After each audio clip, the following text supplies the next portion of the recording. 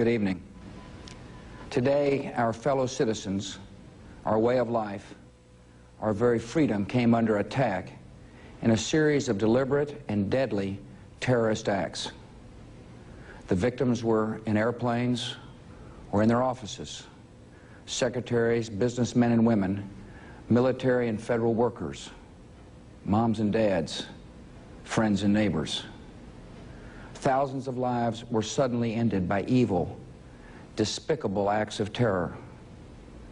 The pictures of airplanes flying into buildings, fires burning, huge structures collapsing, have filled us with disbelief, terrible sadness, and a quiet, unyielding anger. These acts of mass murder were intended to frighten our nation into chaos and retreat. But they have failed. Our country is strong. A great people has been moved to defend a great nation. Terrorist attacks can shake the foundations of our biggest buildings, but they cannot touch the foundation of America. These acts shattered steel, but they cannot dent the steel of American resolve. America was targeted for attack because we're the brightest beacon for freedom and opportunity in the world, and no one will keep that light from shining. Today, our nation saw evil, the very worst of human nature, and we responded with the best of America, with the daring of our rescue workers, with the caring for strangers and neighbors who came to give blood and help in any way they could.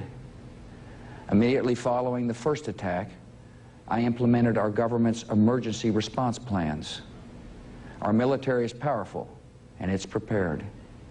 Our emergency teams are working in New York City and Washington, D.C. to help with local rescue efforts.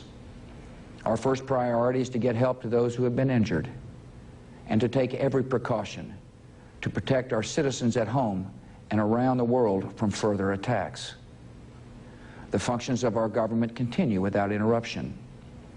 Federal agencies in Washington, which had to be evacuated today, are reopening for essential personnel tonight and will be open for business tomorrow.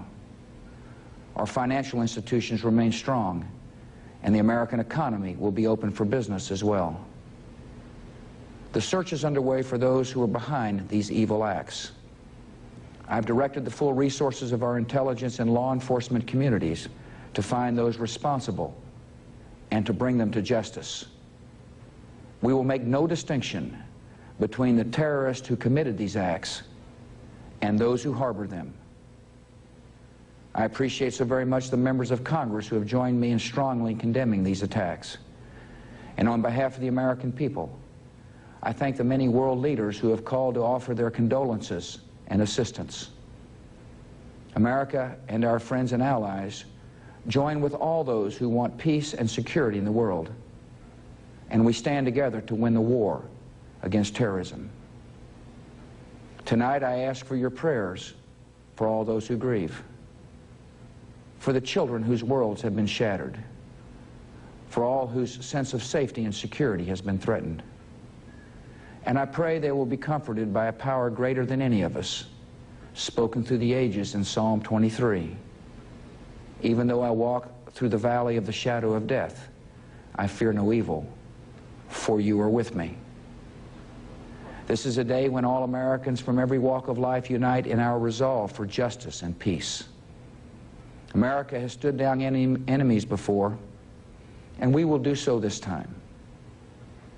None of us will ever forget this day, yet we go forward to defend freedom and all that is good and just in our world. Thank you. Good night, and God bless America.